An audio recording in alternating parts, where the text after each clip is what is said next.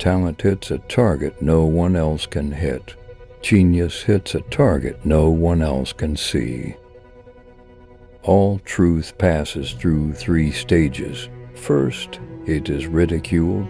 Second, it is violently opposed. Third, it is accepted as self-evident. Compassion is the basis of morality.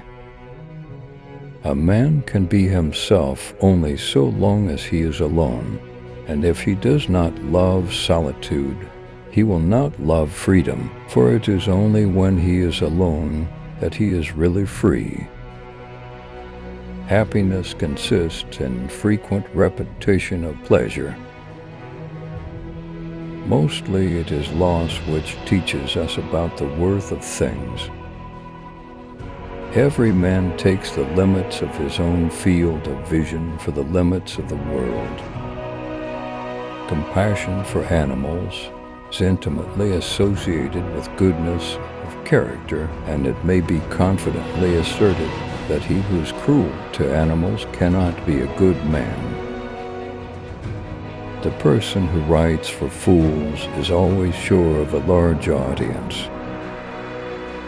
It is difficult to find happiness within oneself, but it is impossible to find it anywhere else. One should use common words to say uncommon things. We forfeit 3/4 of ourselves in order to be like other people.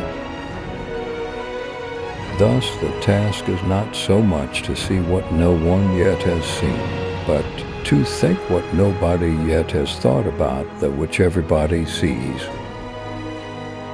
A high degree of intellect tends to make a man unsocial. Great men are like eagles and build their nest on some lofty solitude. Religion is the masterpiece of the art of animal training, for it trains people as to how they shall think. Hope is the confusion of the desire for a thing with its probability. Marrying means to have one's rights and double one's duties. I have not yet spoken my last word about women. I believe that if a woman succeeds in withdrawing from the mass, or rather raising herself from above the mass, she grows ceaselessly and more than a man. We can regard our life as a uselessly disturbing episode in the blissful repose of nothingness. Every parting gives a foretaste of death, every reunion a hint of the resurrection. If I maintain my silence about my secret, it is my prisoner. If I let it slip from my tongue, I am its prisoner. The shortness of life, so often lamented, may be the best thing about it. Buying books would be a good thing if one could also buy the time to read them, but as a rule the purchase of books is mistaken for the appropriation of their contents. The safest way of not being very miserable is not to expect to be very happy.